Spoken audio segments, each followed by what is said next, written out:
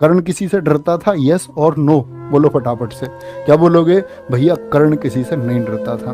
भगवान कृष्ण ने जाकर के समझाया, ठीक है, कि कर्ण जिस साइड में तुम हो ना, ये अधर्म का रास्ता है, ये अधर्म का रास्ता है, तुमको इस पक्ष में नहीं होना चाहिए।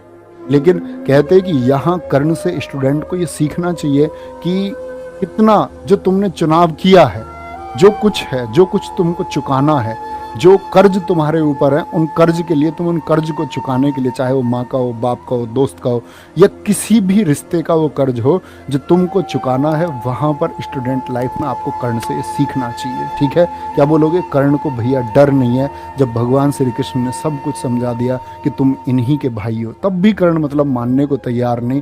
तब कर्ण की कुछ लाइन है बच्चे, और अपने जीवन में तुम एक बात याद रख लेना, अगर तुमने सोचा है कि तुम कॉम्पिटिटिव एग्जाम पास करोगे, कि कॉम्पिटिटिव एग्जाम तुमको पास करना है, तो तुमको उस हौसले से डिगना नहीं। डिगने का मतलब है कुछ भी स्थिति आ जाए। अभी एक बच्चा मिला मुझे, इसका बच्चे क्या नाम था मानो, हाँ शिवम शर्मा, एक बच्चा मिला हमारे यहाँ पड़ोसी गांव का। अभी सुनो, उसने बताया एसएससी जीडी में उसका बच्चे का स्कोर लगभग 140 के आसपास है।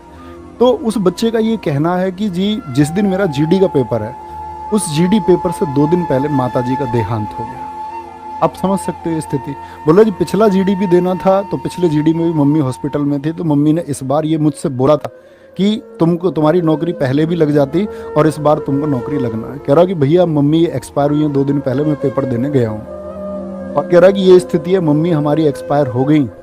और कह रहे कि जो हमारे परिवार के लोग थे ना, जो हमारे चाचा जी थे, जिनके बेटे की भी सरकारी नौकरी, जिनके लिए हमारी माता जी ने सब कुछ किया, आज खाना तक नहीं दे रहे हैं, और खाना हमको खुद बनाना पड़ता है। तो मैं ये बोलता हूँ कि जीवन में सबसे बड़ा संघर्ष ये है, सबसे बड़ा संघर्ष ये है कि हमने जो कुछ तय किया है वो हम पाके रहेंगे, और उसको हमको पाने से कोई नहीं रोक सकता। उसमें कितनी भी विपत्ति आए, कितनी भी परेशानी आए, हम छोड़ेंगे नहीं। तो कर्ण की वो लाइन है, ये संभव हो सकता है सूरज पश्चिम में उग जाएगा, ये भी संभव हो सकता है कि धरती पर वृक्ष स्वयं अपने फल खा जाएगा, ये भी संभव हो सकता है कि जल अपनी शीतलता त्यागे, ये भी संभव हो सकता है कि क्षत्रिय रण छोड़ युद्ध से भागे, ये भी संभव हो सकता है कि महादेव विष छोड़ यहां अमृत चुल्ले, ये भी संभव है भगवान श्री कृष्ण शिशुपाल की 100 गाली सुन ले,